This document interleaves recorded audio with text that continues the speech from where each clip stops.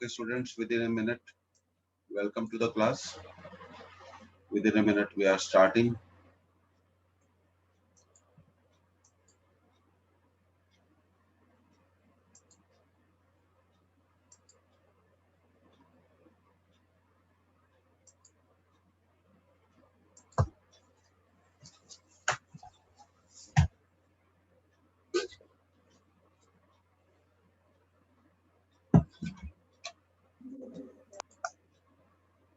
अपने आप को म्यूट कर लीजिए.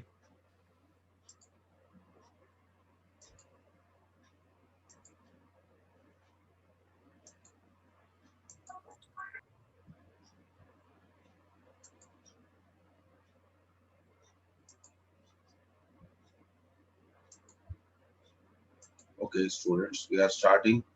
तो आज का हमारा टॉपिक है nucleus, nuclei. My name is Amit Shukla.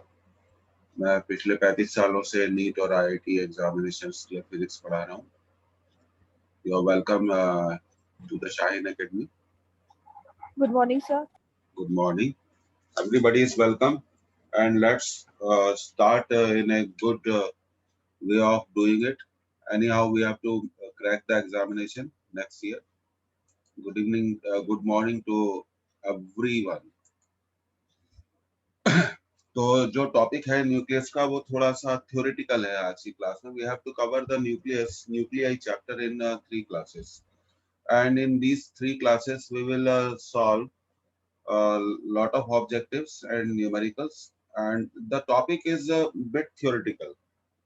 Today we will start with the nuclear structure. Nuclear structure. You can give the heading.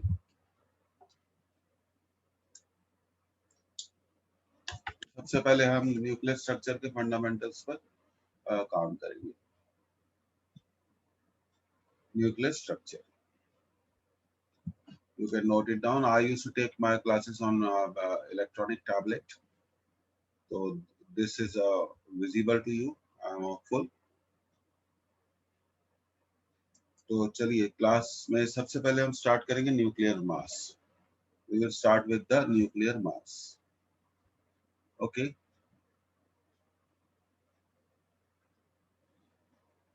अब देखिए, you should write certain points about it. It has been, we'll make notes also. It has been seen through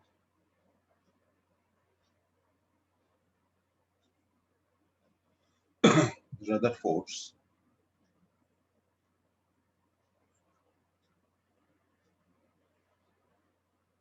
आपने पढ़ा होगा Rutherford's alpha particle scattering experiment.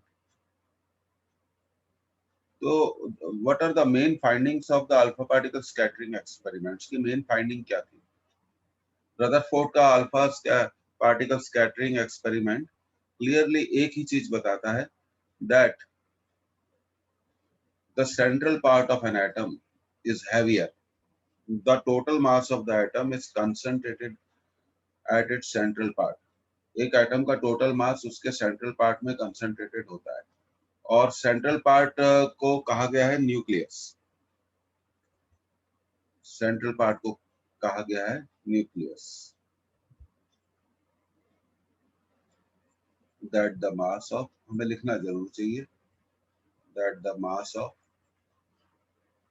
An atom, mass of an atom is concentrated,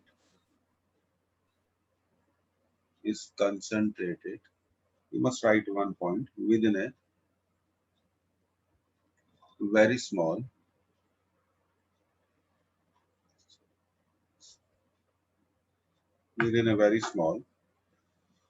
positively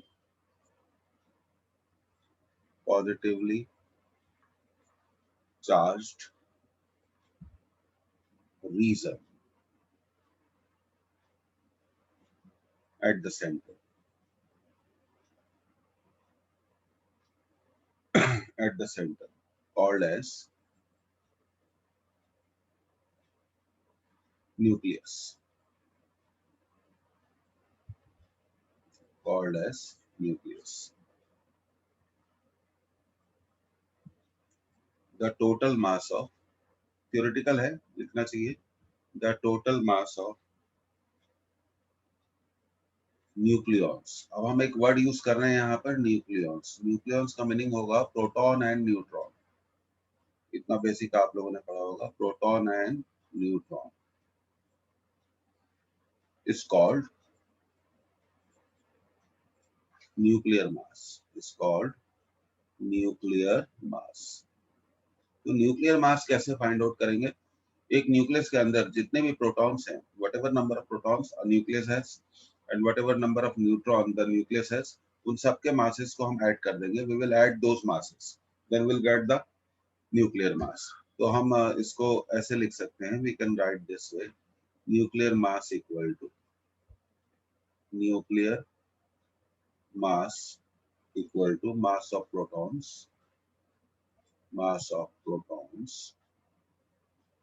plus mass of neutrons.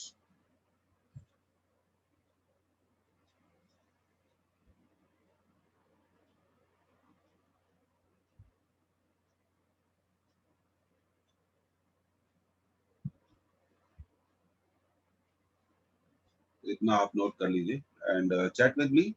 कुछ भी बात अगर आपको करनी, बात भी कर सकते हैं, मेरे साथ चैट कर सकते हैं, अपने डाउट्स डिस्कस कर सकते हैं. तो आप मुझे चैट करेंगे तो फिर मैं अगली स्लाइड पर मूव करूंगा. तो न्यूक्लियर मास को हम कैसे फाइंड आउट करते हैं? Sum of masses of proton and neutron will give us the nuclear mass. And you should also remember that mass of proton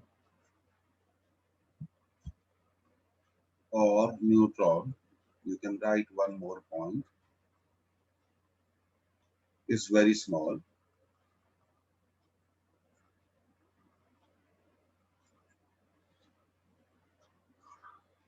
So nuclear mass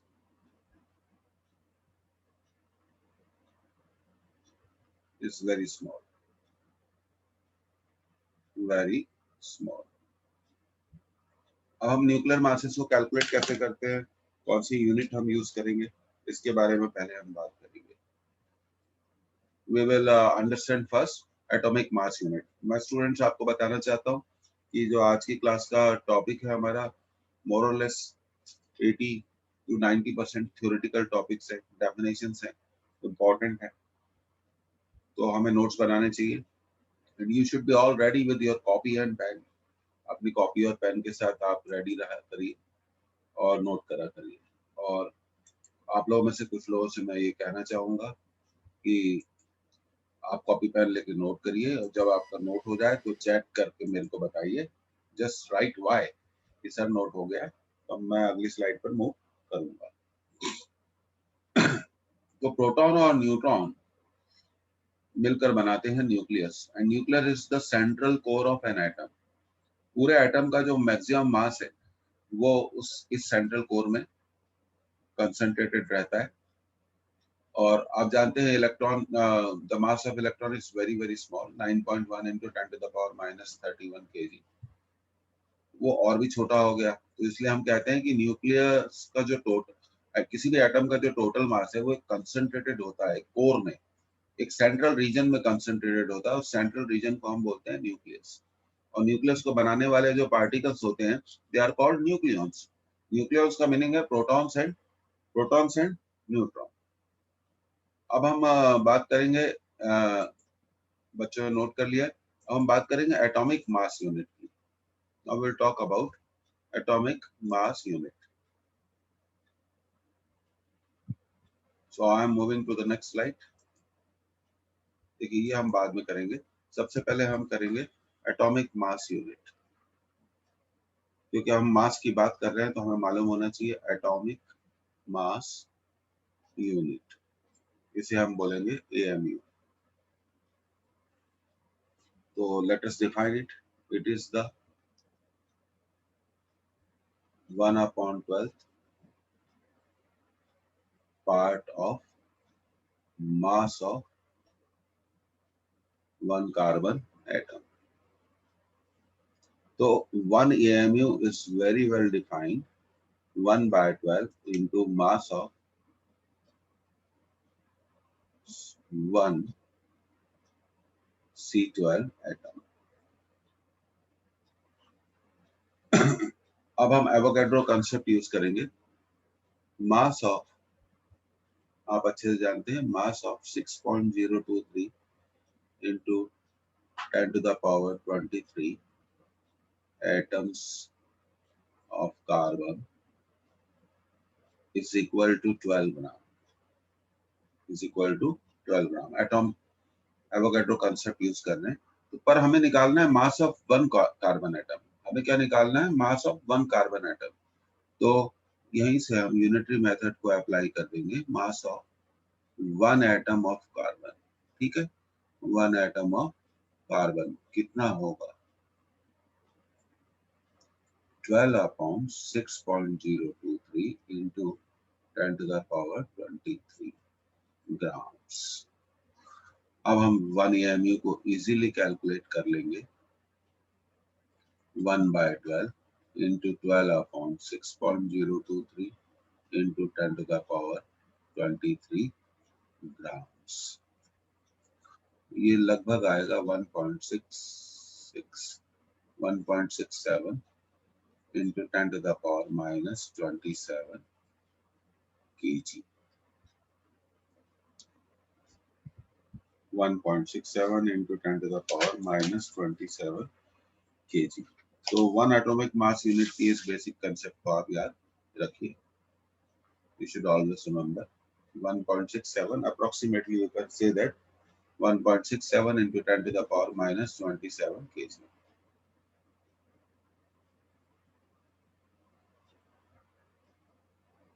तो note करना है आज की क्लास में आपको.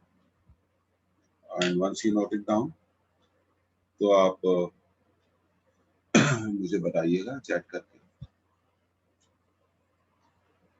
कंटिन्यूअसली आप क्या करिए, नोट करिए. और ओके, देखिए क्या होता है. एक कार्बन एवोगैड्रो नंबर आप जानते हैं 6.023 into 10 to the power 23 atoms का मास क्या होगा? Equal to atomic weight in grams. Carbon का एटॉमिक वेट कितना होता है? चलिए यहाँ से शुरू करते हैं. कार्बन का बच्चों एटॉमिक वेट कितना होता है? 12 ग्राम होता है. तो 6.023 into 10 to the power 23 atoms of carbon will have what weight? 12 grams. तो एक कार्बन एटम का वेट कितना होगा? एक कार्बन एटम का वेट कितना होगा? ये देखिए आप, एक कार्बन एटम का वेट कितना होगा? 12 अपॉन, अपने आप को म्यूट कर लीजिए.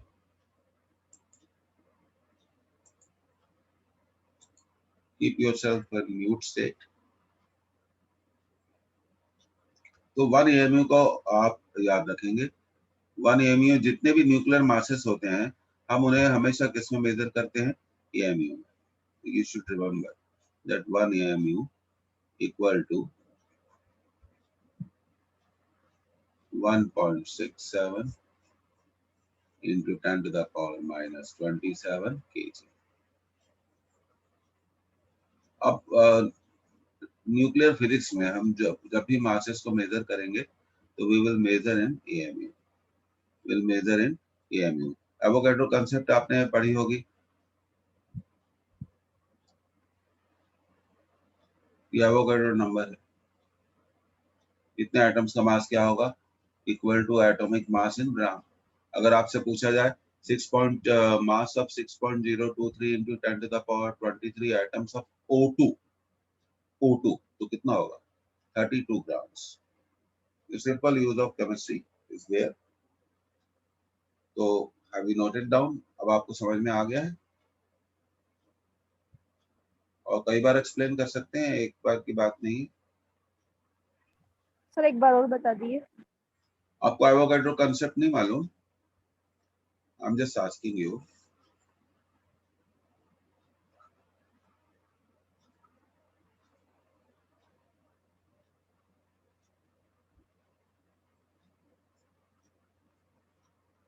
Hypothesis अब किसी एलिमेंट का आप नाम बोलिए, किसी भी। ओके, सोडियम, चलिए ले लेते हैं। Mass of 6.023 into 10 to the power 23, चलिए हीलियम एटम्स, हीलियम्स का एटॉमिक वेट कितना है? 4 4. ग्राम्स, बस। तो कार्बन का एटॉमिक वेट कितना है? 12 ग्राम। तो एटॉमिक मास यूनिट कब डिफाइंड है? एटॉमिक मास यूनिट डिफाइंड है, एटॉमिक मास यूनिट को निकालने के लिए आपको one mass of one carbon atom निकालना पड़ेगा। मास ऑफ वन कार्बन एटम को किससे डिवाइड करना पड़ेगा? 1/12 से।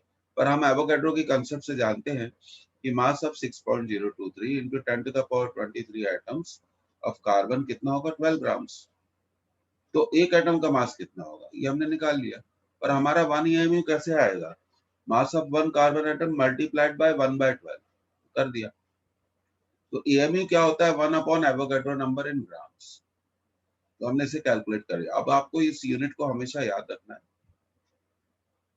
अब मैं आगे आपको और बता देता हूँ। जैसे देखिए, मास ऑफ एवोगैड्रो थोड़ा क्लियर कर देता हूँ। 10 to the power 23 atoms of N2 कितना होगा? 28 ग्राम्स। तो mass of one atom of nitrogen कितना होगा? No chemistry please, it is physics, I am talking about molecule. अब क्लियर हो गया आपको? Yes, sir. Are you sure? Yes, sir. पूरी वाइब्रेट हो रही है, समझ में नहीं आ रहा। और कोई एलिमेंट का नाम लीजिए। हाँ? और किसी एलिमेंट का नाम लीजिए।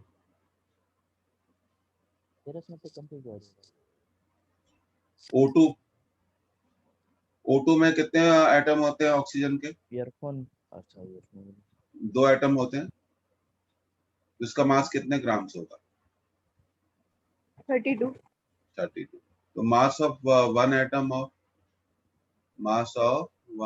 ऑफ O2 कितना होगा बताइए खुद। Sir, 32 by 6.023 into 10 raised to the power 23. अब समझ में आ गया आपको?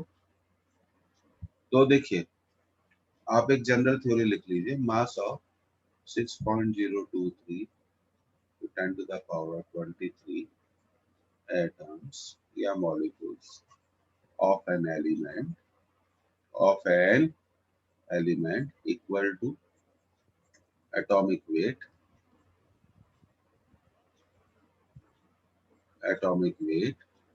in grams। अब क्लियर हो गया? Now is it clear to you? Yes, sir. Are you sure? बाकी लोगों भी चैट करके पूछ सकते हैं। ये एवोगैड्रो का कंसेप्ट है, एवोगैड्रो हाइपोथेसिस है, ये केमिस्ट्री में पढ़ाई जाती है। अब यहाँ पर हम इसे यूज कर रहे हैं फिजिक्स में।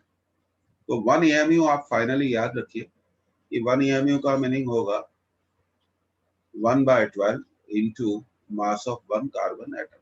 तो हमने एवोगैड्रो हाइपोथेसिस लगा दी थी। देखिए कैसे लगाई थी एवोगैड्रो हाइपोथेसिस। देखिए, हम जानते हैं कि 6.023, just see this, mass of 6.023 into 10 to the power 23 atoms of carbon। अब कार्बन का एटॉमिक वेट कितना है? कार्बन का एटॉमिक वेट कितना है? 12, इसलिए हमने इसे लिखा 12 ग्राम। ये हम एवोगैड्रो से जानते हैं, पर हमें चाहिए mass of one carbon atom. What we want? Mass of one carbon atom चाहिए हमें। तो हमने यूनिटरी मेथड यहाँ अप्लाई कर दी। तो mass of one atom of carbon कितना होगा ये हमने कैलकुलेट कर लिया। 12 upon 6.023 into 10 to the power 23 grams. अब हमें कैलकुलेशन में नहीं पढ़ना है, हमने उसे फाइनली किस में कैलकुलेट कर लिया? किसमें कैलकुलेट कर लिया? केजी में कैलकुलेट कर लिया। I think now you understand. अब समझ में आ जाना चाहिए आप लोगों को। Every one of you understand. तो ये एवोगैड्रो हाइपोथेसिस है। और एवोगैड्रो हाइपोथेसिस को आप बहुत अच्छे से लिख सकते हैं, mass of 6.023 into 10 to the power 23 atoms of an element equal to atomic weight in grams, atomic weight in grams, atomic weight in grams. तो चलिए आगे बढ़ते हैं. अब मुझे उम्मीद है, आई एम वेरी होपफुल कि आपको ये समझ में आ गया होगा. अब देखिए हम बात करते हैं size and mass, size and shape of nucleus, size and shape of nucleus. ये important है, size and shape of nucleus. Now you know that the central core of an atom, किसी भी एटम का जो सेंट्रल पार्ट होता है उसे हम क्या बोलते हैं, न्यूक्लियस कहते हैं. और ये हम मान के चलते हैं कि किसी भी एटम का जो टोटल मास होगा वो न्यूक्लियस पे ही कंसंट्रेटेड होगा. और न्यूक्लियस में दो पार्टिकल्स मिलते हैं, proton and neutron. Proton is positively charged particle, neutron is electrically neutral. देखिए पहला पॉइंट आप लिखेंगे, the nucleus is believed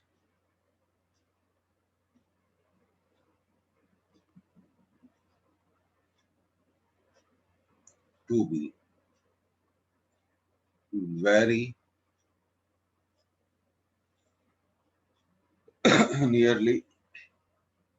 nearly spherical. हम उसे spherical मान सकते हैं, nearly. That is the first point. So nucleus can be considered a spherical core of an atom, central spherical core of an atom. Points लिखते चलिए आप. Second point लिखिए, size of nucleus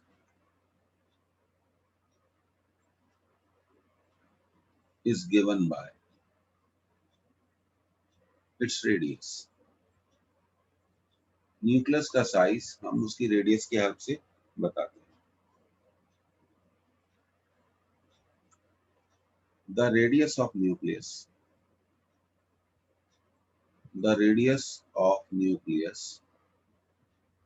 is given by, let us make it very simple, is given by r equal to r0 a to the power 1 by 3. अब देखिए r क्या है, r है radius of nucleus.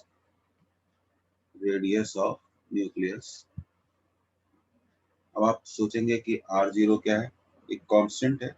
1.1 Fermi, इसकी value होती है Fermi. Fermi एक length की मेजरमेंट यूनिट है. तो हम इसको ऐसे लिख सकते हैं 1.1 into 10 to the power minus 15 meter.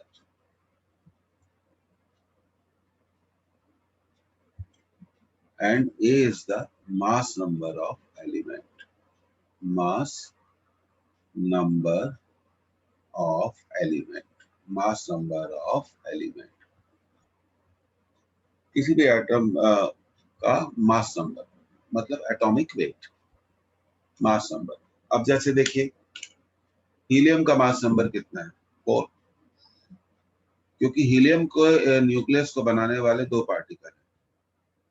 Actually 3 तरह के पार्टिकल है, 2 प्रोटॉन है, 2 न्यूट्रॉन है, 2 इलेक्ट्रॉन है. पर इलेक्ट्रॉन्स का मास क्या है, नेग्लिजिबल माना जाता है. तो हीलियम को बनाने वाले न्यूक्लियस कौन से हैं, हीलियम न्यूक्लियस को बनाने वाले 2 प्रोटॉन और 2 न्यूट्रॉन. तो मास नंबर क्या होगा, मास नंबर निकालने के लिए हमें मास नंबर कैसे निकाला जाता है, number of protons plus number of neutrons. इसको ध्यान रखिएगा, नंबर ऑफ न्यूट्रॉन्स. तो इस फॉर्मूले से हम क्या कैलकुलेट कर सकते हैं, इस फॉर्मूले से हम कैलकुलेट कर सकते हैं nuclear radius, r equal to r0 a to the power 1 by 3. ये क्या है, mass number.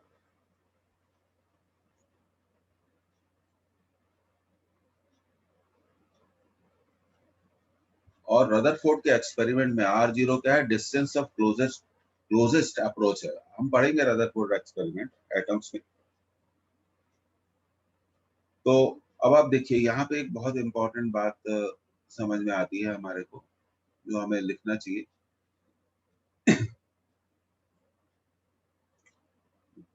Order of nucleus radius is 10 to the power, इसे याद रखना, 10 टू द पावर -15 मीटर। और जैसे ही आप इसे नोट कर लें, ये न्यूमेरिकल एग्जांपल तो आपको अल्फा स्कैटरिंग एक्सपेरिमेंट में मिलेंगे, और अभी आप कहोगे तो हम उसको कैलकुलेट कर लेंगे। पहले हमें कुछ कंपोजिशन ऑफ न्यूक्लियस की बेसिक थ्योरी को कंप्लीट करना है। तो न्यूक्लियर रेडियस का ऑर्डर क्या होता है, 10 to the power -15 metre. 10 to the power -15 metre, 10 to the power -15 metre, 10 to the power -15 metre. ये मालूम होना चाहिए आपको। नोट्स जो मिले होंगे एकेडमी की तरफ से, उसमें भी आपको ये सब चीजें मिल जाएंगी। You should remember this. R equal to R0। अपने आप को म्यूट रखें, और जब बात करना हो तो कर सकते हैं 1 by 1। R equal to R0, a to the power 1/3। तो हम इसको ऐसा भी लिख सकते हैं। We can write 1.1 into 10 to the power -15 into a to the power 1/3। 1/3 का मतलब होता है क्यूब रूट। अगर हीलियम का एटॉमिक मास नंबर कितना होगा बताइए, हीलियम का मास नंबर कितना होगा, 4 होगा। तो ये आ जाएगा 4 टू द पावर 1/3। तो डिफरेंट एलिमेंट्स का मास नंबर क्या होगा, डिफरेंट होगा। मास नंबर डिसाइड करेगा न्यूक्लियर रेडियस को, न्यूक्लियस की रेडियस को। अब देखिए, आई हैव नोटेड डाउन, तो मैं आगे बढ़ता हूँ। We will do lot of numericals, पर उसको कवर करने के लिए बच्चों पहले तो हमें थ्योरी कवर करनी पड़ेगी। विदाउट थ्योरी बहुत मुश्किल होगा। अब देखिए हम आगे बात करते हैं। तो ये आप इससे याद रखिएगा, 1.1 फर्मी। फर्मी को हम लिख सकते हैं 10 टू द पावर -15 मीटर। आगे बढ़ते हैं। अब देखिए न्यूक्लियर चार्ज, न्यूक्लियर चार्ज को कैसे निकालते हैं। अब जैसे देखिए, हम एग्जांपल ले लेते हैं nucleus of helium. Nucleus of helium, इसमें कितने प्रोटॉन है, 2 प्रोटॉन है और 2 न्यूट्रॉन है। P stands for proton and N stands for neutron. So what is the charge on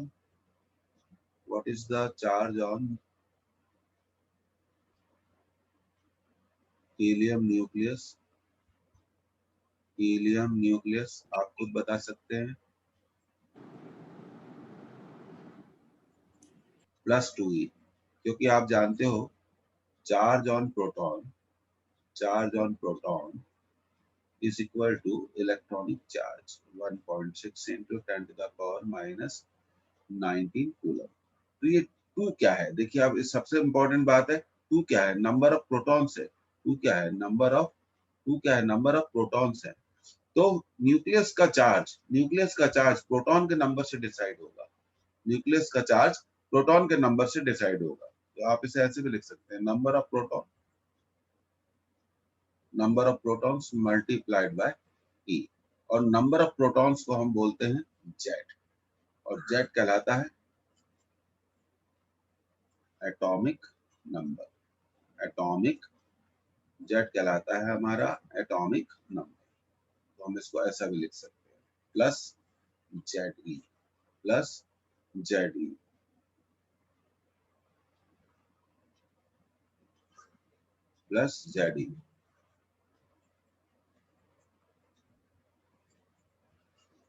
and please note it down. What is Z? Atomic number. तो atomic number decide करेगा nuclear charge को।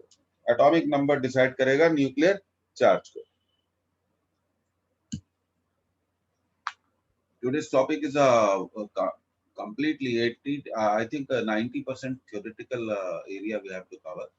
In your second class, we will have a good number of numericals. good number of numericals.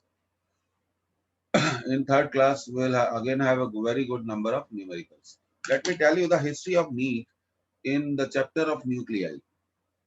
Half-life. Half-life of element may give you one question. And second question may come from the nuclear structure. इसमें हम binding energy curve पढ़ते हैं, मास effect पढ़ते हैं, binding energy पढ़ते हैं, यहाँ से फिजन फ्यूजन पढ़ते हैं, यहाँ से हमें एक क्वेश्चन आ सकता है, यहाँ हमें क्वेश्चन आने के चांसेस है हाफ लाइफ से। तो ये आपने नोट कर लिया। कम से कम आप लोगों में से 2 या 3 बच्चे ऐसे हों, कम से कम 3 बच्चे मेरे को चैट करें, 3 या 4 कि यस वाई टाइप कर दे, नोटेड, तो मैं समझ जाऊंगा, एवरेज निकाल लूंगा। Make your notes, copy pen लेके तैयार रहिए और सर लोगों से बात करेंगे आपके इंस्टीट्यूट के कि ये रिकॉर्डिंग भी आपको अवेलेबल हो जाए, जिससे कि आप इसे कई बार देख सकें। आपके पास पूरे रिकॉर्डेड वीडियो लेक्चर्स रहेंगे। तो नंबर ऑफ प्रोटॉन्स डिसाइड करेंगे न्यूक्लियर चार्ज को। अब देखिए सबसे इंपॉर्टेंट जो एग्जामिनेशन में नीट में पूछा भी गया है, न्यूक्लियर डेंसिटी। न्यूक्लियर डेंसिटी कम से कम 4 लोग। Okay okay Tariq, thank you thank you. Nuclear density, तो कम से कम 4 बच्चे तो जिम्मेदारी संभाल लें। ये हमने नोट कर लिया, तो मैं एवरेज निकाल लूंगा। देखिए इंपॉर्टेंट है, आप अच्छे से नोट करिए, क्योंकि आपका संडे का एग्जामिनेशन है और मैं चाहता हूं उसमें ज्यादा से ज्यादा आपको मार्क्स मिलने चाहिए। अब देखिए ये न्यूक्लियर डेंसिटी होता क्या है, तो सबसे पहले आप इसको हम डिफाइन करेंगे। Nuclear density, mass of nucleus, nucleus का मास चाहिए हमें, मास of nucleus divided by volume of nucleus. अब वॉल्यूम की बात आ रही है, अभी तो हमने बात करी है आपसे कि जो न्यूक्लियस है वो स्फेरिकल है,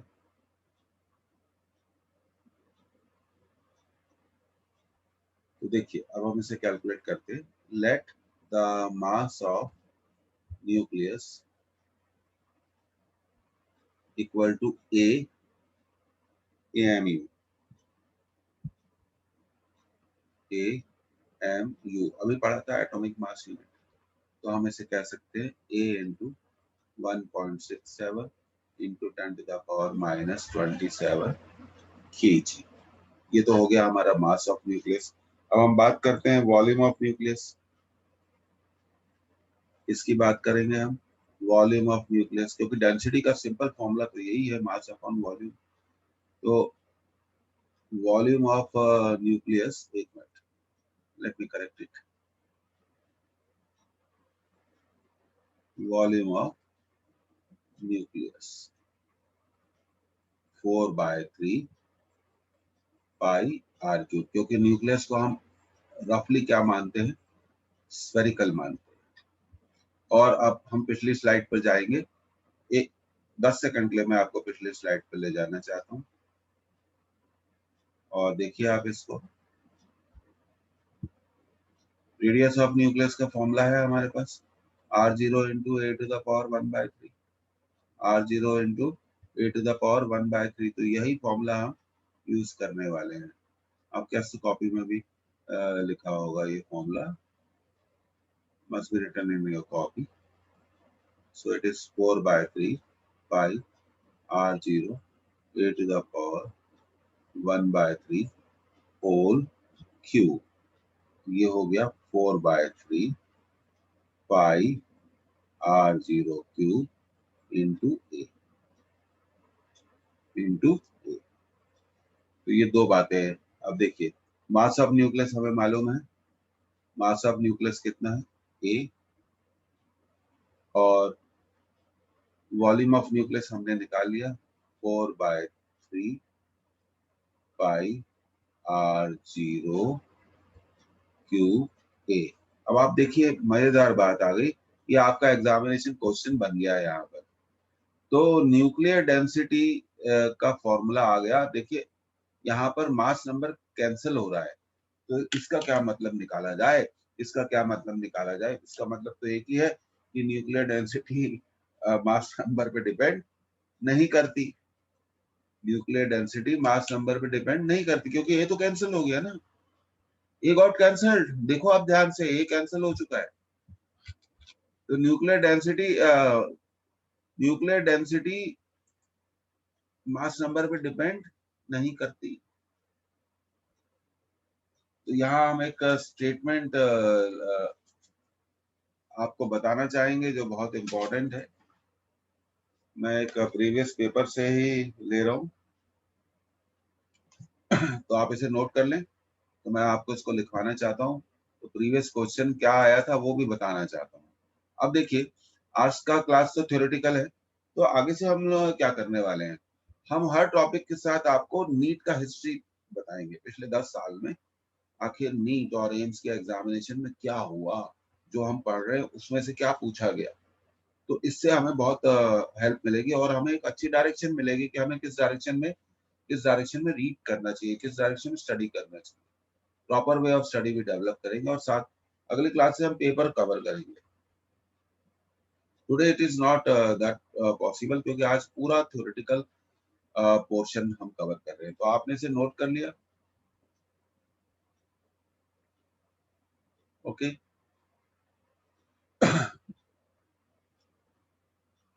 ठीक है, बस 3-4 बच्चे चैट कर दिया करें। ओके, वाई वाई टाइप करना बहुत ही बढ़िया है, that's nice, thank you thank you. अब ये इससे क्या होता है, मुझे पता चल जाता है कि आप लोगों ने इसे नोट कर लिया है, तो फिर हम आगे बढ़ सकते हैं।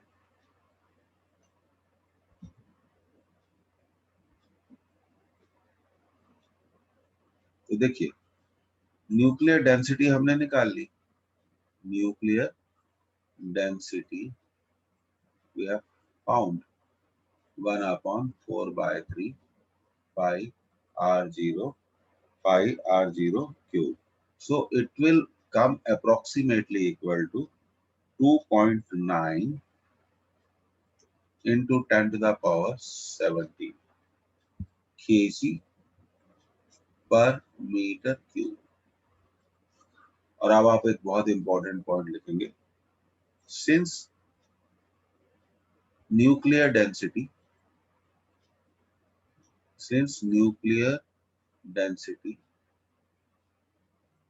नीट का question is independent of mass number. हम कहना चाहते हैं मास नंबर पर डिपेंड नहीं करती। So all the nuclei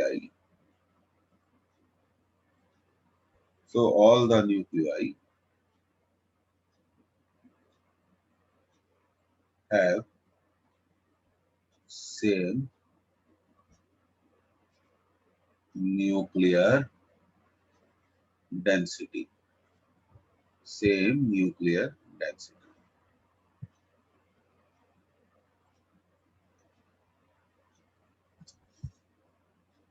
So whether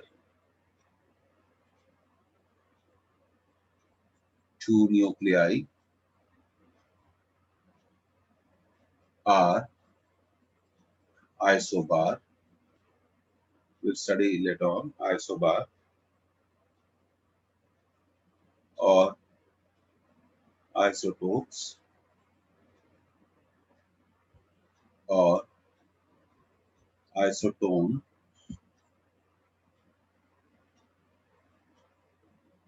they have same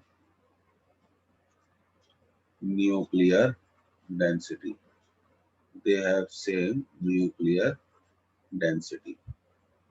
तो ये बात आप याद रखिए।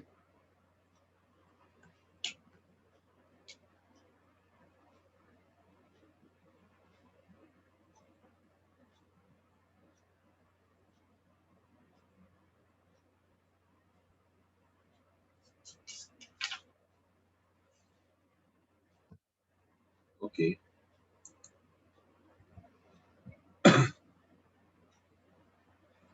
और ये जो न्यूक्लियर डेंसिटी का फॉर्मूला है इसको आप याद रखिएगा।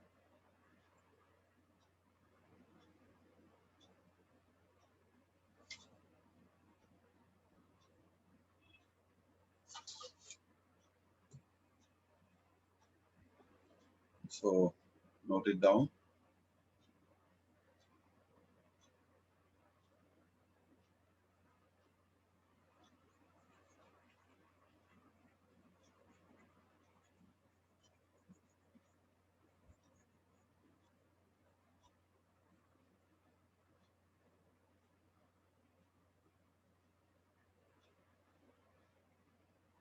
Okay.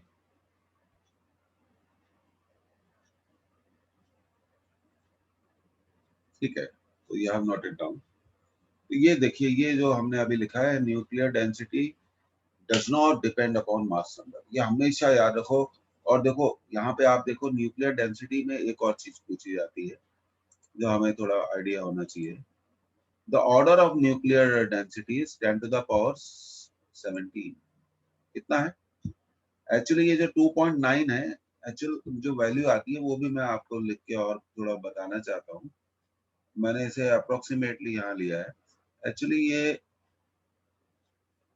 2.97 कर सकते हैं आप इसे। ओके, तो फिर आगे हम बढ़ रहे हैं। Now we are moving further. तो न्यूक्लियर डेंसिटी बहुत इंपॉर्टेंट है। न्यूक्लियर चार्ज आप कैलकुलेट कर सकते हैं। अब हमें बात करनी है न्यूक्लियर फोर्स के बारे में। Now we should talk about nuclear force. Next slide पे जाते हैं।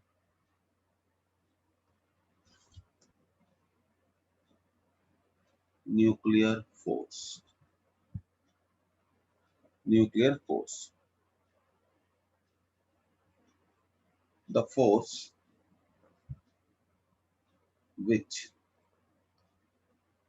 binds the protons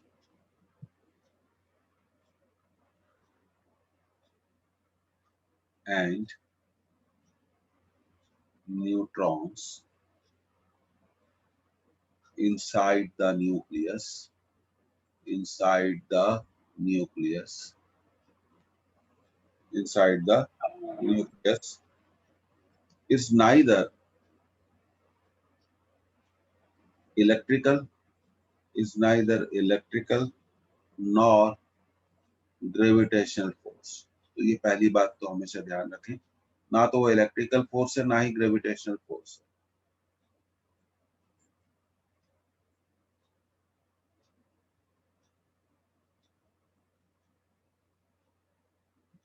it is entirely, देखिए आप इसको समझने की कोशिश करिएगा।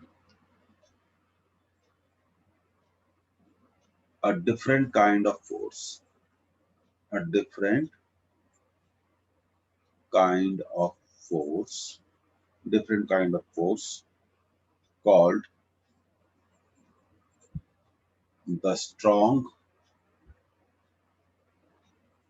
nuclear force, strong nuclear force।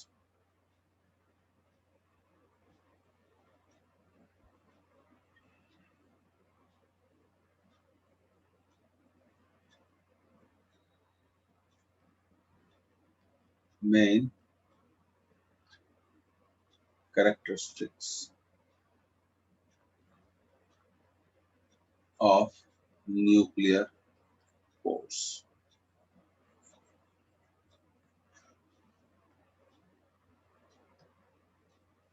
पहला,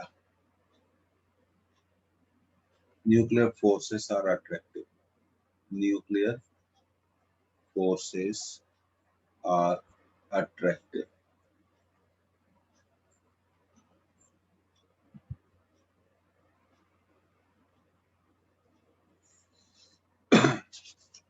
अट्रैक्टिव क्योंकि प्रोटॉन न्यूट्रॉन को एक साथ रखने वाले जो फोर्सेस होते हैं the forces which keep proton and neutron together are called nuclear forces.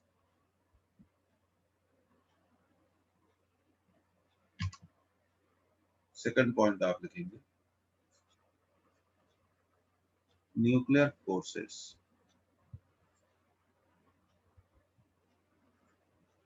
does not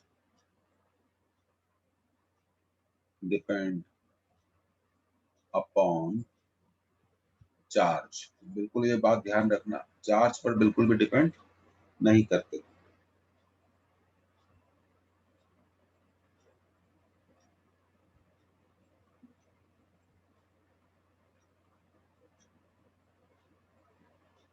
So please note it down. As I earlier told you, the topic is highly theoretical topics. और यहाँ से भी exam में questions क्या होते हैं, frame होते हैं, तो हमें इसे करना तो पड़ेगा.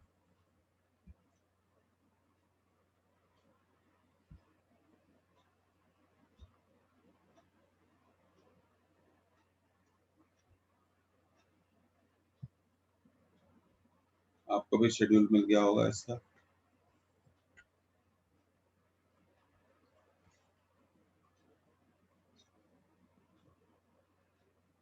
टाइप ऑफ न्यूक्लियाई पढ़ेंगे हम आगे चल के. Isotopes, isobar.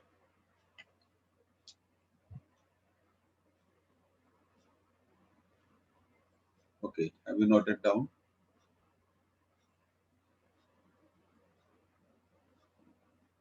It is a force similar to the binding force. Binding मतलब एक साथ रखना. So अब आपने अच्छा सवाल किया. बाइंडिंग का मतलब होता है टू कीप टुगेदर. तो ऐसा कौन सा फोर्स है भाई जो प्रोटॉन न्यूट्रॉन को एक साथ रख रहा है? अब कायदे से अगर हम इलेक्ट्रिक फोर्स के बारे में डिस्कस करें तो आपने भी पढ़ा होगा इलेक्ट्रिसिटी में, इलेक्ट्रोस्टैटिक्स में, कि दो प्रोटॉन्स है. मान लीजिए कितने प्रोटॉन्स हैं? दो प्रोटॉन्स है. उनकी टेंडेंसी क्या होती है? एक दूसरे से दूर जाने की टेंडेंसी होती है. पर न्यूक्लियस के अंदर तो प्रोटॉन साथ साथ रहते हैं. इसका मतलब बहुत क्लियर है. सोचो कि न्यूक्लियस के अंदर इलेक्ट्रिकल फोर्स इफेक्टिव नहीं है. तो न्यूक्लियस के अंदर जो फोर्सेस होते हैं हम उसे न्यूक्लियर फोर्स बोलते हैं. इसलिए हमने यहाँ लिखा कि वो चार्ज पे डिपेंड नहीं करता है. अगर हम उसे इलेक्ट्रिकल मानते, अगर मान लीजिए न्यूक्लियस के अंदर अगर फोर्स इलेक्ट्रिकल फोर्स होता है तो प्रोटॉन और प्रोटॉन की टेंडेंसी क्या होती? दूर जाने की. तो वो अलग अलग हो जाते, डिटेच हो जाते. पर ऐसा तो हो नहीं रहा है. They are together. All the protons are together inside the nucleus. सारे प्रोटॉन न्यूक्लियस के अंदर ही है और एक साथ है भाई. तो बाइंड बाइंड करके है. बाइंड करके मतलब एक ऐसा फोर्स है जो उनको जोड़े रख रहा है, जो उनकी बाइंडिंग कर रहा है. वो कौन सा फोर्स है? न्यूक्लियर फोर्स हुआ. उस फोर्स को नया नाम हमने दिया न्यूक्लियर फोर्स. और अट्रैक्टिव कहने का मतलब क्या है? कि प्रोटॉन और प्रोटॉन, प्रोटॉन न्यूट्रॉन एक दूसरे को अट्रैक्ट कर रहे हैं.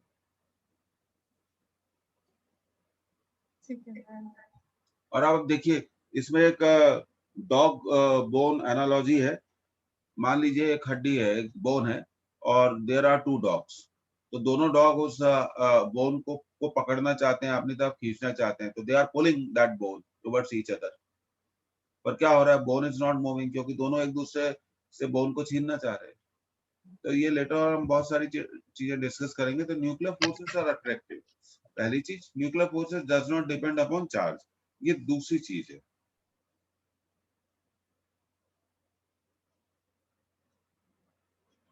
अब देखिए तीसरा पॉइंट हम लिखेंगे.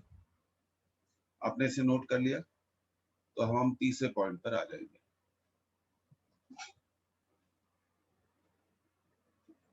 आपको नोट्स मिले होंगे लेकिन फिर भी यहाँ पे हम लोग और एक एक चीज को लिखेंगे. तो आगे आप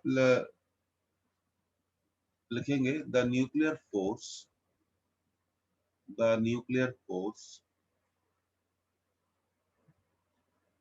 is a short range force. Short range पर काम करता है.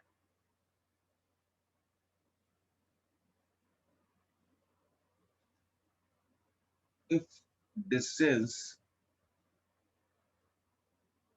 between the न्यूक्लियॉन्स के बारे में तो हम जानते हैं, प्रोटॉन और neutron. is larger than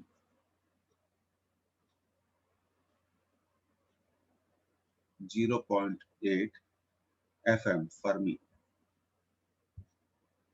then force is attractive.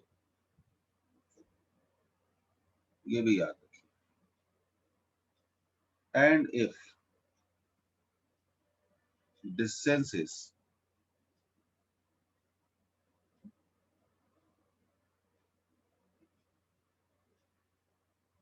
smaller than 0.8 FM Fermi, then the nuclear forces are repulsive. Are repulsive.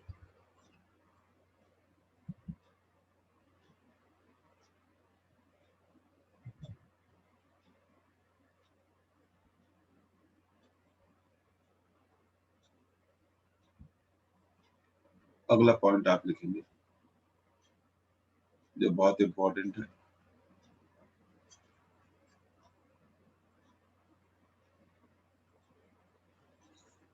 Force between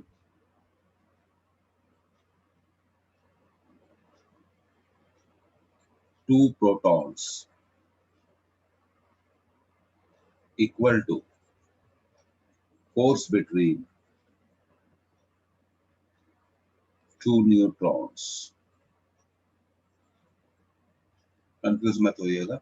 Equal to the force between one proton and one neutron. One neutron. तो बच्चों ऐसा है कि ये हमें,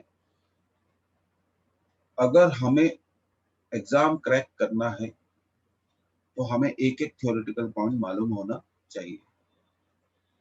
तो generally क्या होता है कि 70 to 80% स्टूडेंट्स इन सब चीजों को नेग्लेक्ट कर देते हैं. तो फिर बाद में क्या हो जाता है, प्रॉब्लम आ जाता है.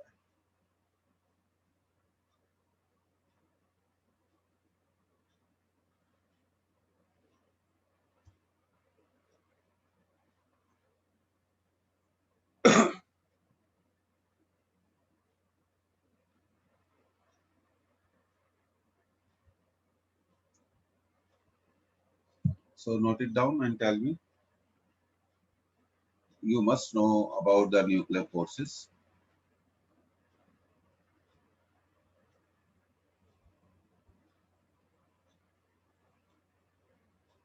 मैं आपके टीचर्स लोगों से बात करूंगा कि आपको क्लास की रिकॉर्डिंग भी अवेलेबल हो, तो आप एक क्लास को कई बार देख सकते हैं, जब भी चाहे रिवाइज कर सकते हैं. I will talk to them about this.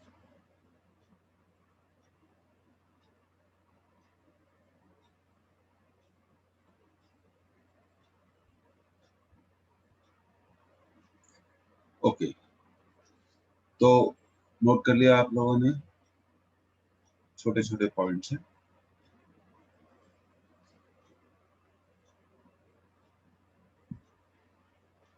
Okay, thank you.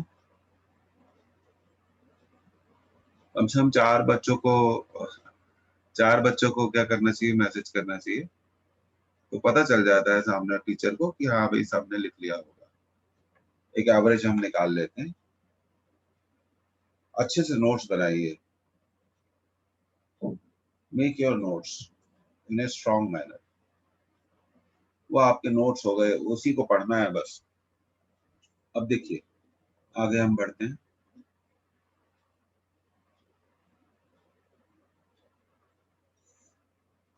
Nuclear forces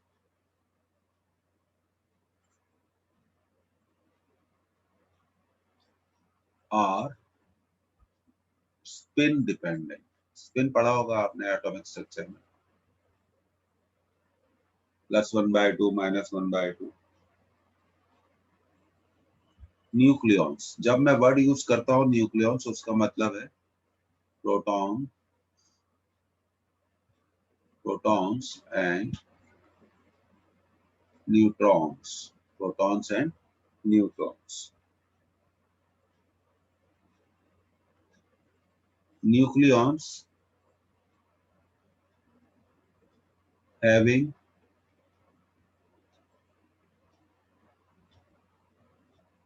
parallel spin.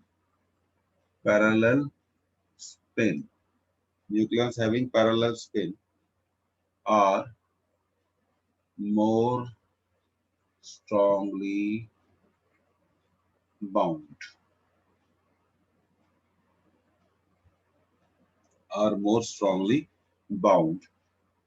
To each other.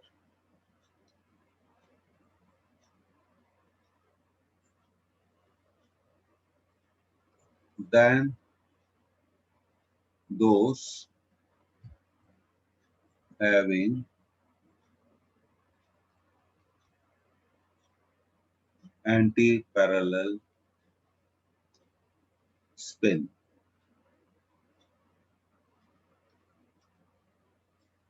So they are dependent upon spin.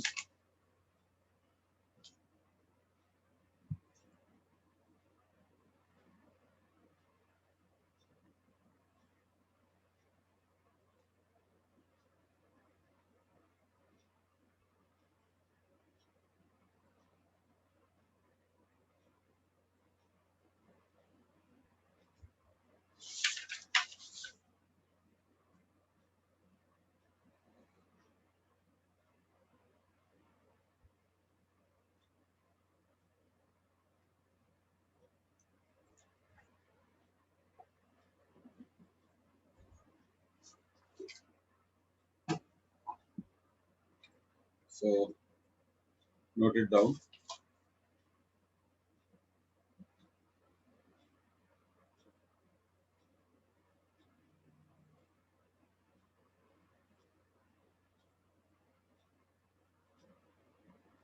और न्यूट्रॉन की स्पिन 1/2 मानी जाती है.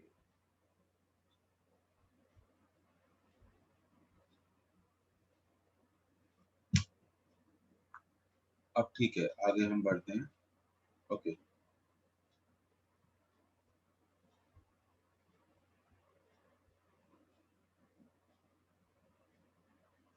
Different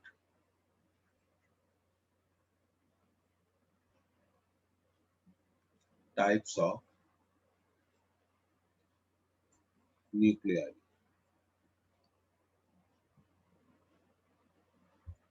First is isotopes.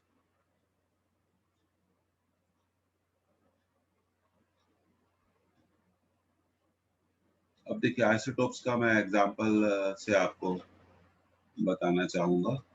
I would like to give you example. Hydrogen के 3 isotopes होते हैं. 1H1, 1 deuteron, proton, neutron and deuterium 1H3. अब आप देखिए आइसोटोप्स में क्या है, सभी का एटॉमिक नंबर सेम है. आइसोटोप को हम लिख सकते हैं सेम एटॉमिक नंबर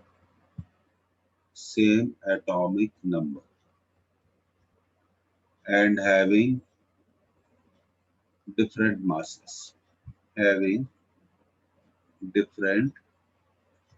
masses. तो आप देखिए masses डिफरेंट है.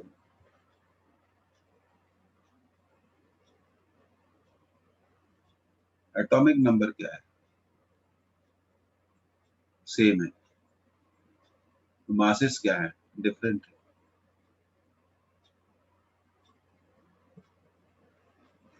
देखिए if someone asks a question you can chat with me. हाँ, एंटी पैरेलल स्पिन, जो एंटी पैरेलल स्पिन होती है वहाँ न्यूक्लियर फोर्सेस क्या हो जाते हैं. देखिए आप जानते हैं 1/2 और -1/2. तो एंटी पैरेलल स्पिन के केसेस में न्यूक्लियर फोर्सेस कमजोर पड़ जाते हैं. अब जब देखिए अगर हम डिस्कस कर रहे हैं न्यूक्लियस के अंदर कौन से 2 पार्टिकल्स मिलते हैं, पहली चीज प्रोटॉन और न्यूट्रॉन. मान लीजिए हमें किन्हीं भी 2 प्रोटॉन्स के बीच में फोर्स कैलकुलेट करना है, या तो हम उनकी स्पिन देखेंगे. अगर उनकी स्पिन पैरेलल है, दोनों का 1/2 है, तो आप समझ लो ये स्ट्रॉन्ग न्यूक्लियर फोर्स की प्रेजेंस को बतला रहे हैं, पर अगर एक की स्पिन 1/2 और दूसरे की स्पिन -1/2 है तो क्या एंटी पैरेलल स्पिन हो गई तो न्यूक्लियर फोर्स कमजोर पड़ जाएगा।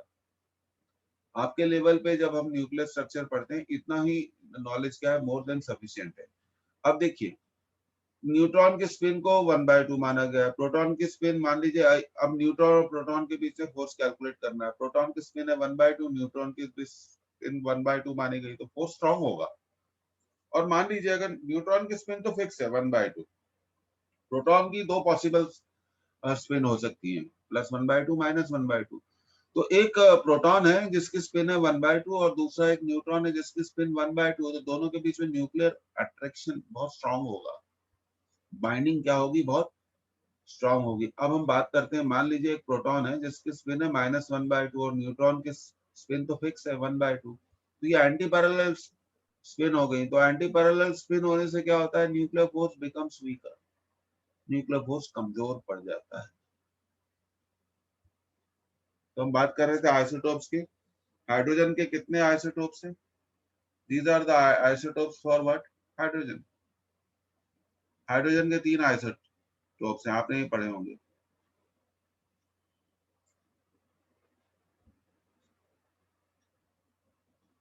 हाइड्रोजन। अब ऑक्सीजन, ओके, ये आपने नोट कर लिया, ठीक है। ये थियोरेटिकल टॉपिक है, पढ़ना पड़ेगा, वी नीड टू स्टडी, क्योंकि हम, आपको लगता है कि आप इसलिए तैयार हैं कि आप कोई चांस लेंगे अगले साल? Nobody wants to take no chance, है ना। तो we should study each and every point, और फिर नोट्स बनाते चलिए। नोट्स को 3 4 5 बार रीड कर लीजिएगा तो ऑटोमेटिकली माइंड में आ जाएगा, ठीक है। तो हम आगे बढ़ते हैं। आइसोटोप्स ऑफ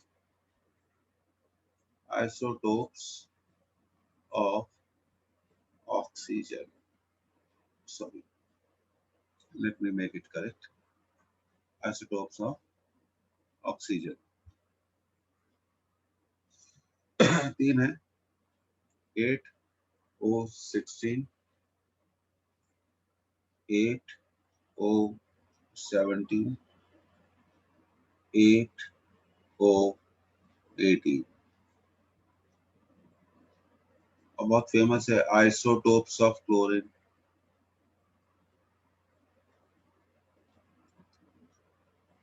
2 हैं, 17Cl35, 17Cl37। Isotopes of uranium,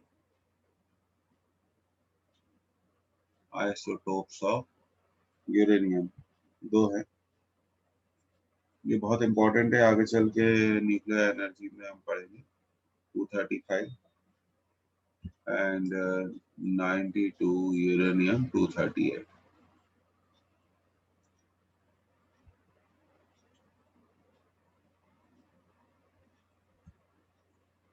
अब देखिए, मैं आपको बताता हूँ एक चीज बहुत important. Chlorine has 2 isotopes, okay,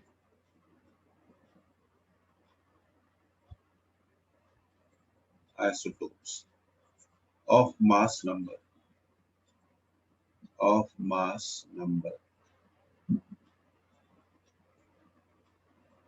35 and 37, which are, थोड़ा केमिस्ट्री पे आ रहे हैं, which are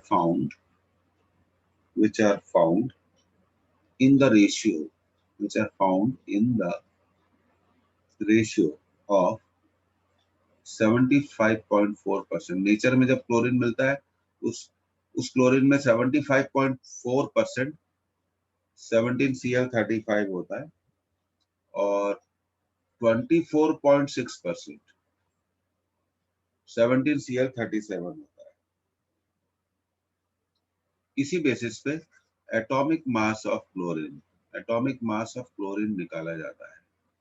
atomic mass of chlorine को कैसे निकाला जाता है? 35.754।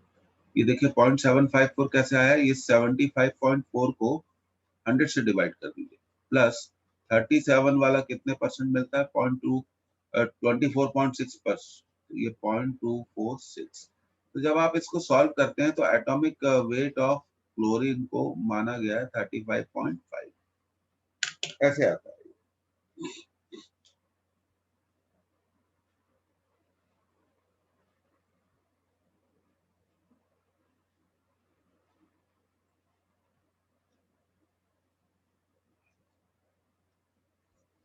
So note it down.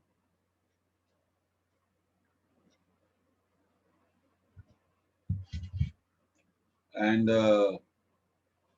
अगली क्लास से अगर आप लोगों को आज तो नहीं पॉसिबल हो पाएगा,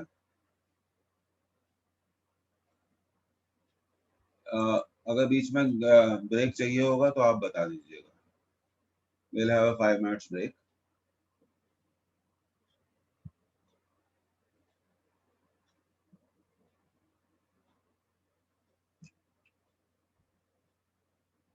Okay, have you noted down? आप लोगों ने इसे नोट कर लिया? So we will definitely give you the break also. Maximum 5 minutes is okay. You can take 6 minutes.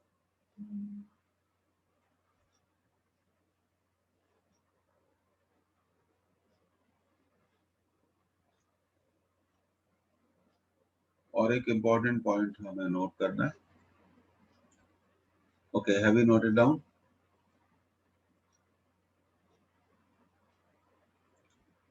एक बहुत important point हमें नोट करना है।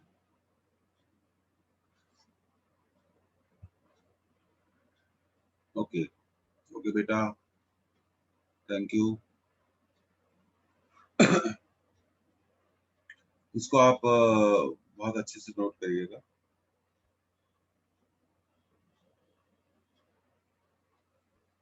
Though isotopes have same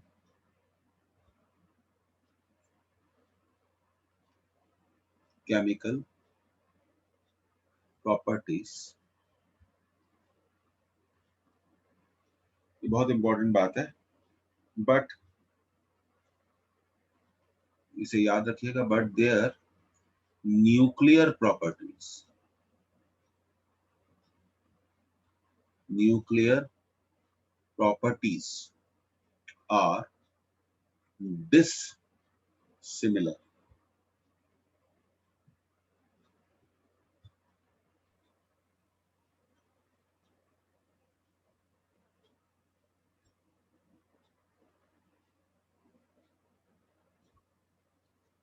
Please remember this.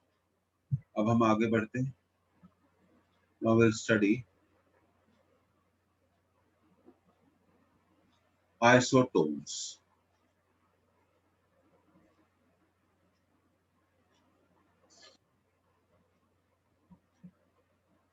अब देखिए एग्जाम्पल ले लेते हैं सबसे पहले।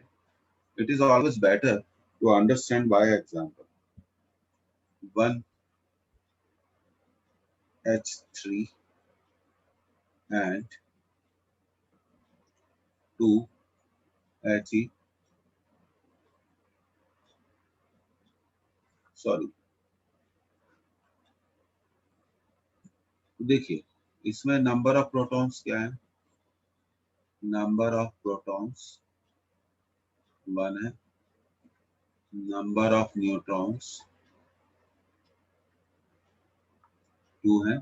इसमें नंबर ऑफ प्रोटॉन्स है, नंबर ऑफ प्रोटॉन्स है, ये देखिए ये तो यहाँ मिल रहा है 2, और नंबर ऑफ न्यूट्रॉन्स है दैट इज 4 - 2, है ना, 2। तो आप देखिए दोनों में नंबर ऑफ न्यूट्रॉन्स क्या है? सेम है। तो हम इसकी डेफिनेशन कह देंगे, atoms which have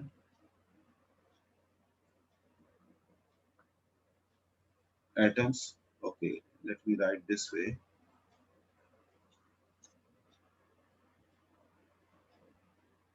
Whose nuclei is a plural word of nucleus, have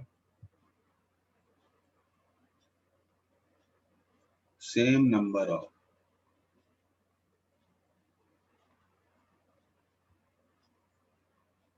neutrons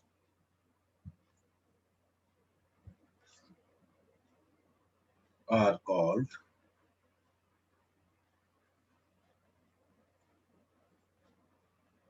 isotopes.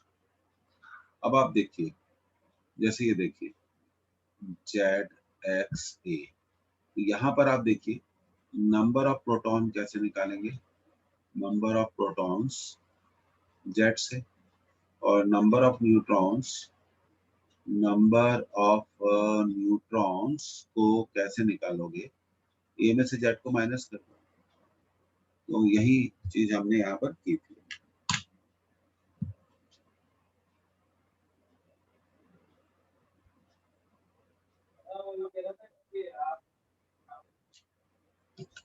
Mute कर लीजिए।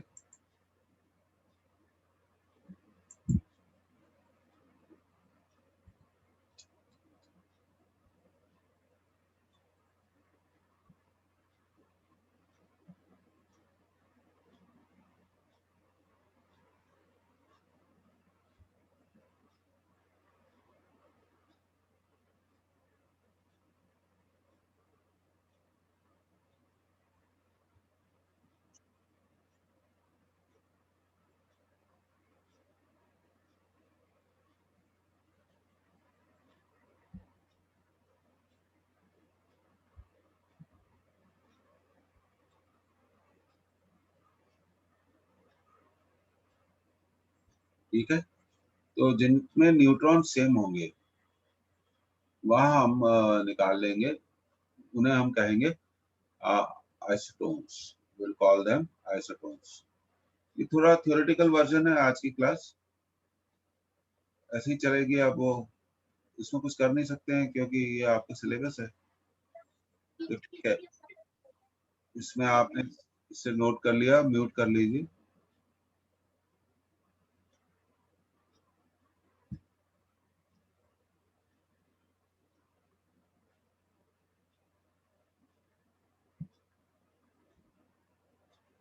ओके, तो हम मोर एग्जांपल्स ऑफ आइसोटोन्स करते हैं।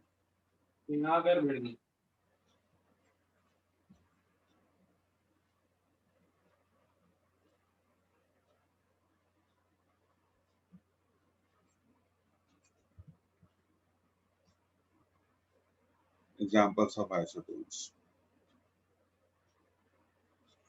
1H2 and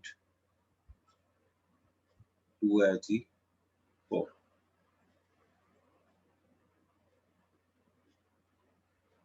3 lithium ले लेते हैं and beryllium.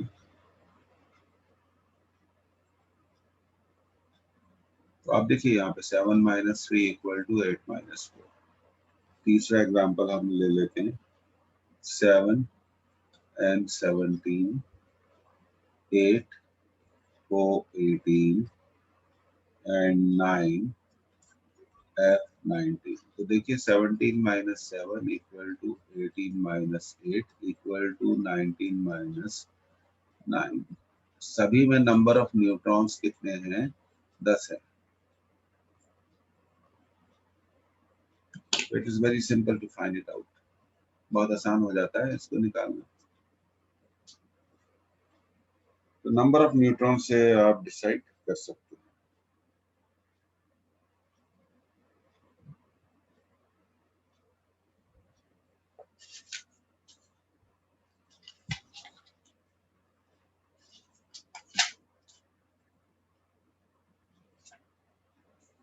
ओके, तो आई एम मूविंग, अब हम पढ़ेंगे isobars. Now will study isobars.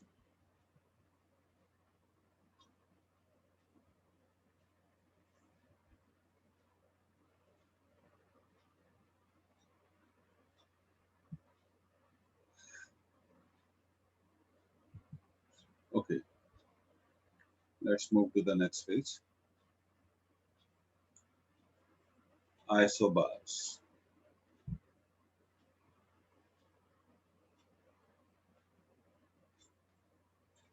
Atoms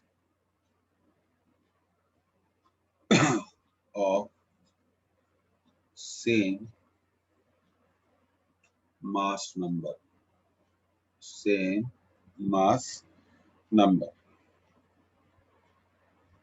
but different atomic number are called isobars. Are called isobars.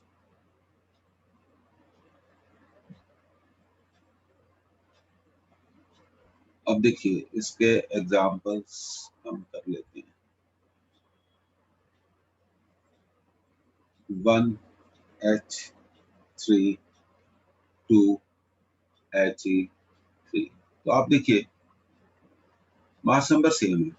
Mass number same है.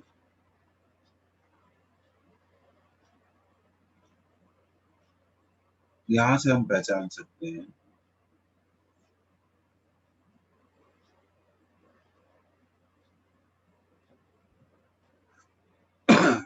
अब दूसरा एग्जांपल हम ले लेते हैं.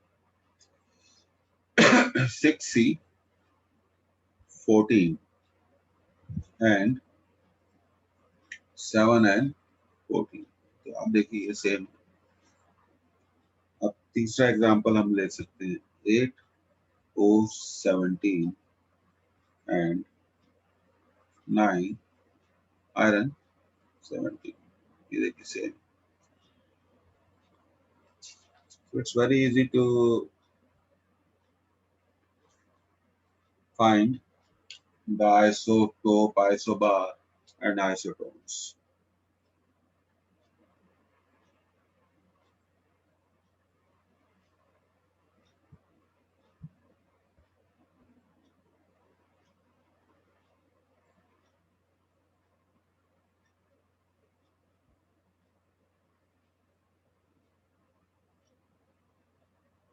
तो इजीली हम इन सब चीजों को पढ़ सकते हैं.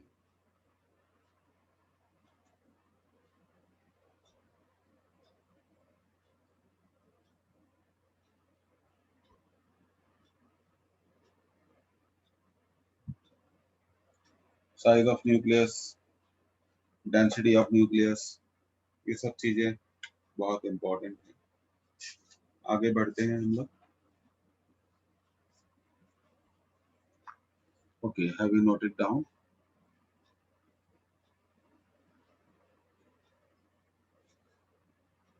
Right from next class, after every 1 hour you will be given 5 to 6 minutes break. Okay, so that you can comfortably study. अच्छे से आप लोग पढ़ सकें. पढ़ना तो जरूरी है, बिना पढ़े तो कुछ नहीं होगा. कैसे होगा? ओके, देखिए अब हम आगे बढ़ते हैं.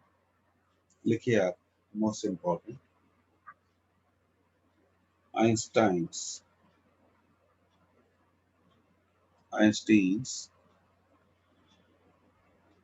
मास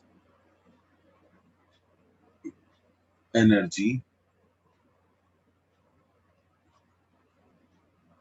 equivalence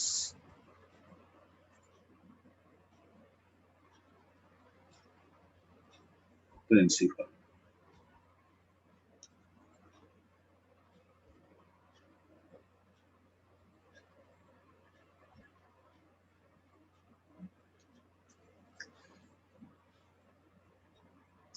Okay, you write it according to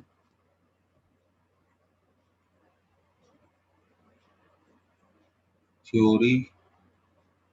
थोड़ा ब्रीफ हिस्ट्री ले लेते हैं. Theory of relativity given by the Einstein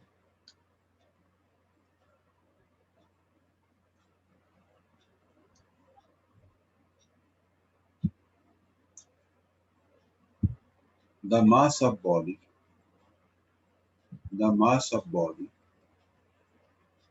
is not constant. The mass of body is not constant,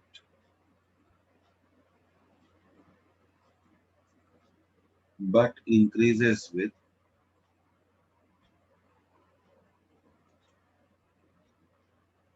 its velocity.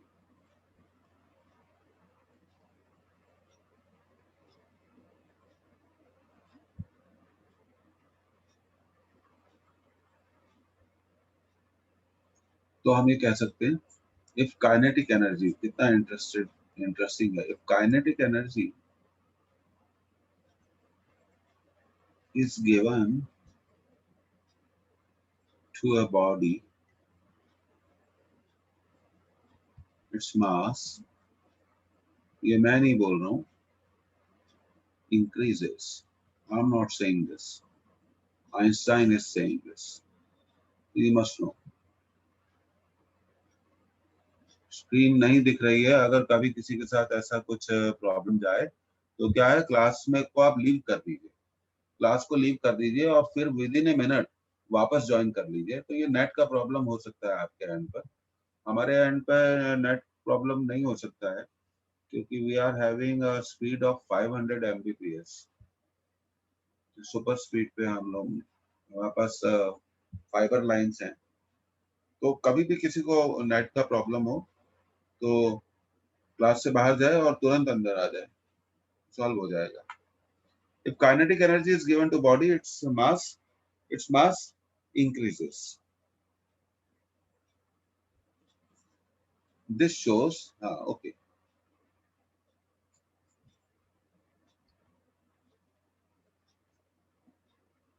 This shows that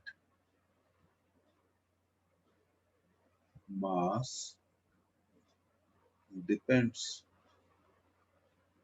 upon energy and vice versa.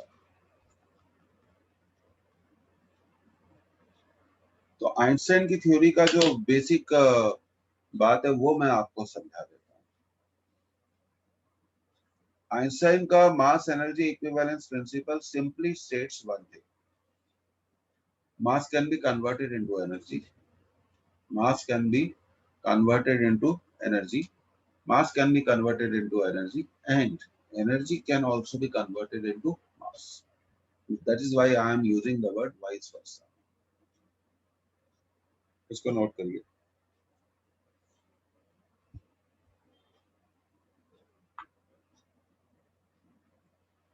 Therefore,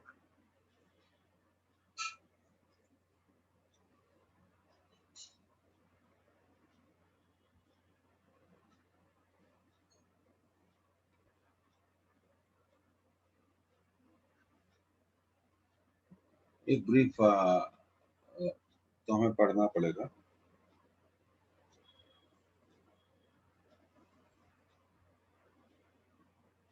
Okay, what I want to write, let me tell you.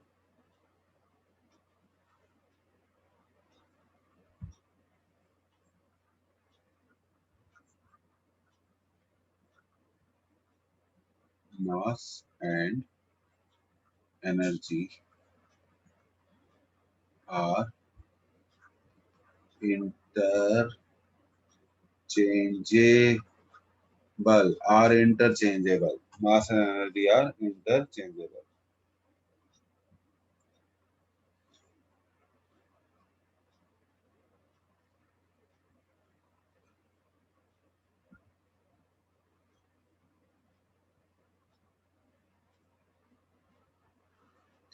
So please note it down this.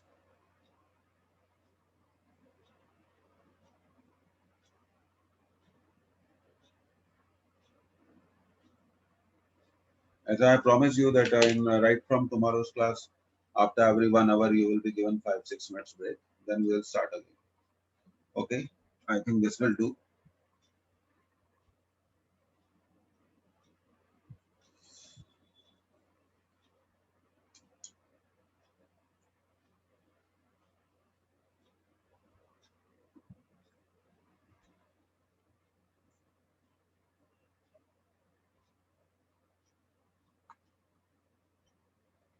तो जो numericals का आप लोगों को लग रहा है ना, तो नेक्स्ट क्लास से तो न्यूमेरिकल्स भी स्टार्ट हो जाएंगे, बाइंडिंग एनर्जी कैलकुलेट करेंगे। बिल्कुल तैयारी रखिएगा आप नेक्स्ट क्लास में। और नेक्स्ट क्लास में हम नीट का हिस्ट्री भी लेंगे। पिछले 10 साल में नीट, एम्स, दूसरे मेडिकल एंट्रेंस एग्जामिनेशन में क्या हुआ, क्या पूछा गया, ये हम हर टॉपिक पे जरूर काम करेंगे।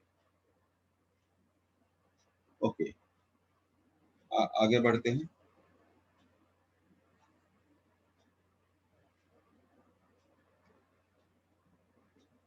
So write down according to Einstein,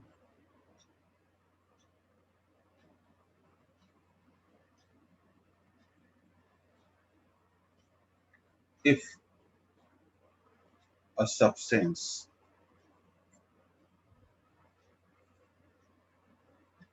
loses an amount of delta m of its mass,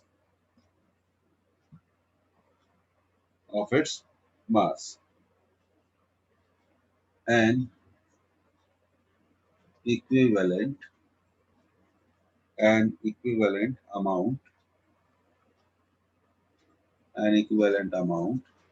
delta E of energy is produced.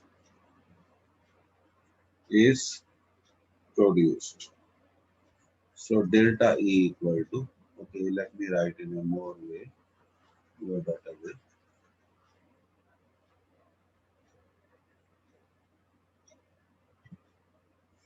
Delta E equal to delta m c square. C is the velocity of light.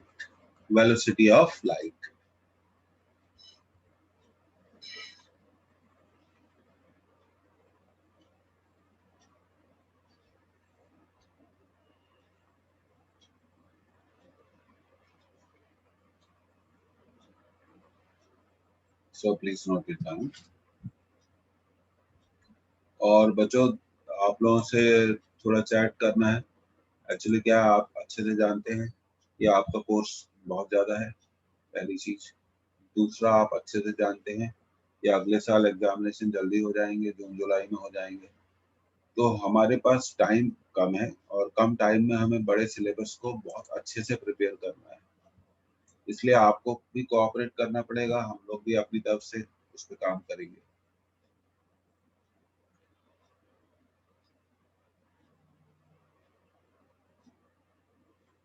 Okay, अब देखिए कुछ questions करते हैं। I am hopeful कि आपने इसे note कर लिया होगा। Let's do some questions.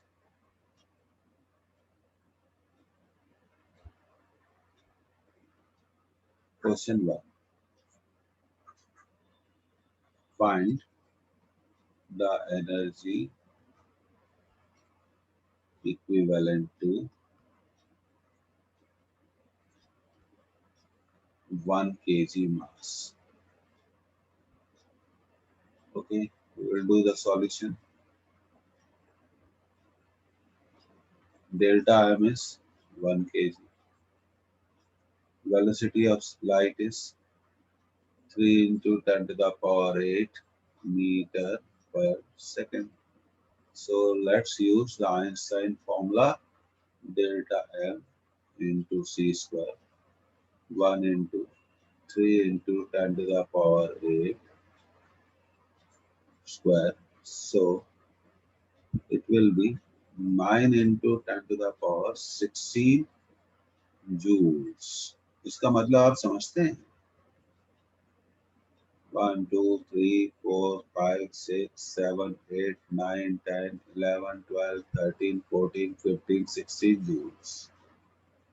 So you should understand. The mass has got the tremendous amount of energy. 1 kg मास से तो आप क्या नहीं कर सकते। और 1 kg रेडियो एक्टिव एलिमेंट मास से तो आप ट्रेमेंडस अमाउंट ऑफ एनर्जी को क्या कर सकते हैं, प्रोड्यूस कर सकते हैं, but for good cause, for electricity production.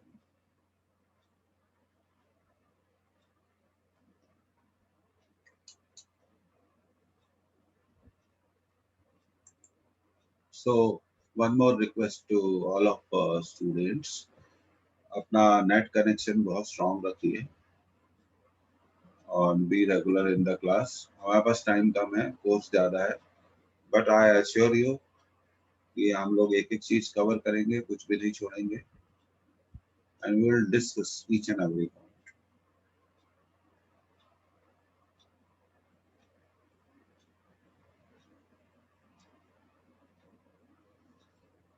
अब देखिए कुछ और बातें करनी है आपसे, ये आपने नोट कर लिया, I will note it down this, okay.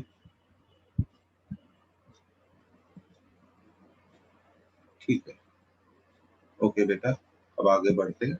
देखो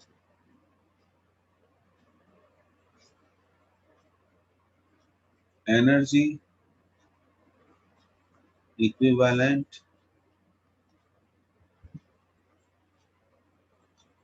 टू 1 AMU,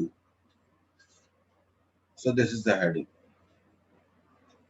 अब देखिए delta M is 1 atomic mass unit, so it is 1.66 कह सकते हो और या 67 भी कह सकते हो, and c is the velocity of light, 3 into 10 to the power 8 meter per second, oh, sorry, not second square, it should be second only, so let's solve it, okay।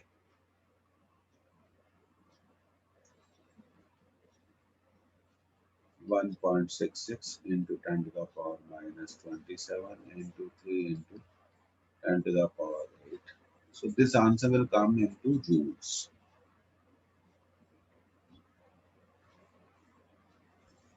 अब ये स्क्वायर है ना, तो 1.66 into 10 to the power minus 27 into 9 into 10 to the power 16, जब हम इसे 1.6 into 10 to the power minus 19 से divide कर देंगे, ध्यान दीजिएगा, तो हमारा आंसर आ जाएगा इलेक्ट्रॉन वोल्ट में। इसमें आ जाएगा आंसर इलेक्ट्रॉन वोल्ट में आ जाएगा। तो ये बात आपको बहुत ध्यान रखनी है। Whenever you will divide it by what you call it,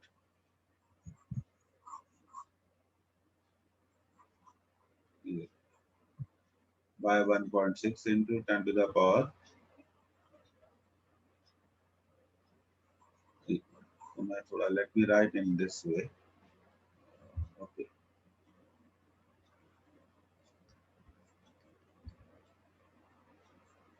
और हमेशा याद रखिए this energy will come as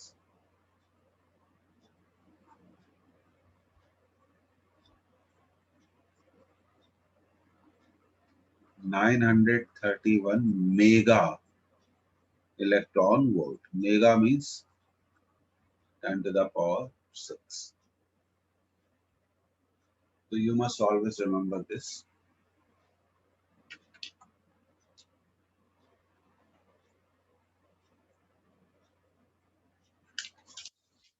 अगली क्लास में तो बहुत मजेदार होगी, हम लोग बहुत अच्छी अच्छी चीजें पढ़ने वाले हैं, तो कुछ आपकी 1 या 2 एक्स्ट्रा क्लासेस भी इस वीक में लेनी पड़ेगी, क्योंकि संडे को आपका टेस्ट है। You should always appear in the test. अच्छा जाए तो अच्छा, बुरा जाए तो ज्यादा अच्छा, बुरा जाए तो ज्यादा अच्छा कैसे, कि अब हम समझ गए कि भाई हमसे ये नहीं बनता, तो हम कम से कम उसको रिवाइज करेंगे, प्रिपेयर करेंगे। यू नीड टू स्टे, आपको फोकस लाना पड़ेगा, स्टे करना पड़ेगा। जिंदगी में कुछ बनना है तो करना ही पड़ेगा। And I will be the very happiest person कि अगर आप लोग एग्जाम क्रैक करते हैं तो हम लोगों को तो बहुत खुशी होगी, हमारे लिए स्टूडेंट सबसे ऊपर है। तो अब आप देखिए, ये इसको याद रखिएगा ना, 931 मेगा इलेक्ट्रॉन वोल्ट, तो देखिए मैं आगे बढ़ रहा हूँ। तो energy equivalent to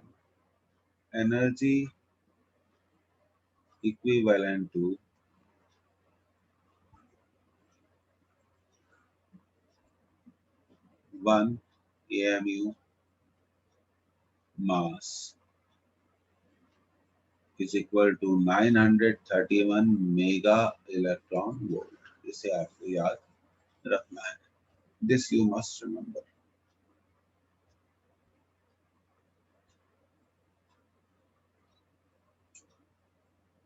This you must remember.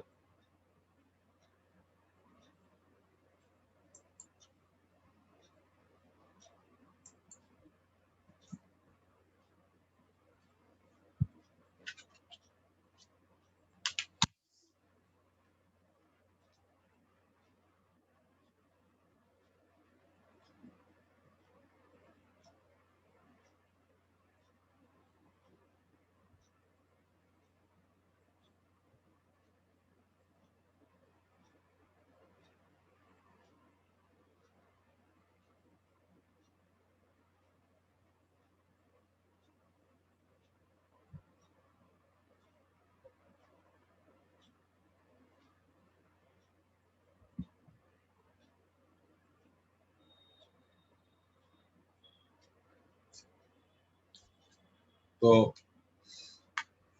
you have noted down, okay? तो आज की क्लास यहीं पर हम एंड कर रहे हैं. तो अगली क्लास में ड्यूरेशन थोड़ी ज्यादा होगी और आपको इस हफ्ते में 2 एक्स्ट्रा क्लासेस अटेंड करनी पड़ेगी. So mentally prepare for it. Time कम है, काम ज्यादा है, करेंगे. Take care, stay safe.